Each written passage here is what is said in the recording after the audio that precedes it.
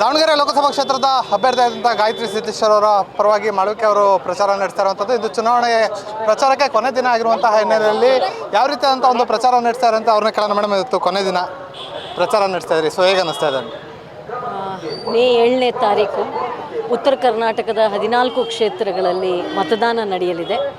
ಇವತ್ತು ಬಹಿರಂಗ ಪ್ರಚಾರದ ಕೊನೆಯ ದಿನ ಕರ್ನಾಟಕದ ಮಟ್ಟಿಗೆ. ಹಾಗಾಗಿ ಅತ್ಯಂತ ಉತ್ಸಾಹದಿಂದ ಕಾರ್ಯಕರ್ತರೆಲ್ಲ ಮತಯಾಚನೆಯನ್ನು ಮಾಡ್ತಾ ಇದ್ದಾರೆ.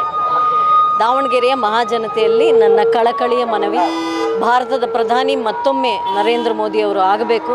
ಹಾಗೆ ಪ್ರಧಾನಿ ನರೇಂದ್ರ ಮೋದಿಯವರನ್ನು ಗೆಲ್ಲಿಸೋದಕ್ಕೆ ದಾವಣಗೆರೆಯ ಎಲ್ಲ ಜನರು ಭಾರತೀಯ ಜನತಾ ಪಕ್ಷದ ಶ್ರೀಮತಿ ಗಾಯತ್ರಿ ಸಿದ್ದೇಶ್ವರ ಅವರಿಗೆ ಮತದಾನವನ್ನು ಮಾಡಿ ದಯಮಾಡಿ ಜಯಶಾಲಿಯನ್ನಾಗಿ ಮಾಡಿ ನರೇಂದ್ರ ಮೋದಿಯವರನ್ನ ಮತ್ತೊಮ್ಮೆ ಗೆಲ್ಲಿಸ್ಕೊಡಿ ಅಂತ ತಮ್ಮಲ್ಲಿ ಕೇಳ್ಕೊತೀನಿ. ರಾಜ್ಯದಲ್ಲಿ ಎಷ್ಟು ಸ್ಥಾನಗಳು ಗೆಲ್ಲುವಂಥ ಒಂದು ನಿರೀಕ್ಷೆ ಇಟ್ಕೊಂಡಿದ್ದೀವಿ ದಾವಣಗೆರೆ ಸೇರಿದಂತೆ? 28ಕ್ಕೆ 28 ಕ್ಷೇತ್ರನೂ ಗೆಲ್ಲಬೇಕು ಅಂತಿದ್ದೀವಿ. ಇದಿಷ್ಟು ಮಾಳ್ವಿಕೆ ಅವರ ಮಾತಾಗಿರುವಂಥದ್ದು. ಕ್ಯಾಮ್ರಾ ಪರ್ಸನ್ ಹನುಮಂತರಾವ್ ಜೊತೆ ಪ್ರವೀಣ್ ಬಾಡ, ಒಂದು ಕನ್ನಡ ನ್ಯೂಸ್, ದಾವಣಗೆರೆ.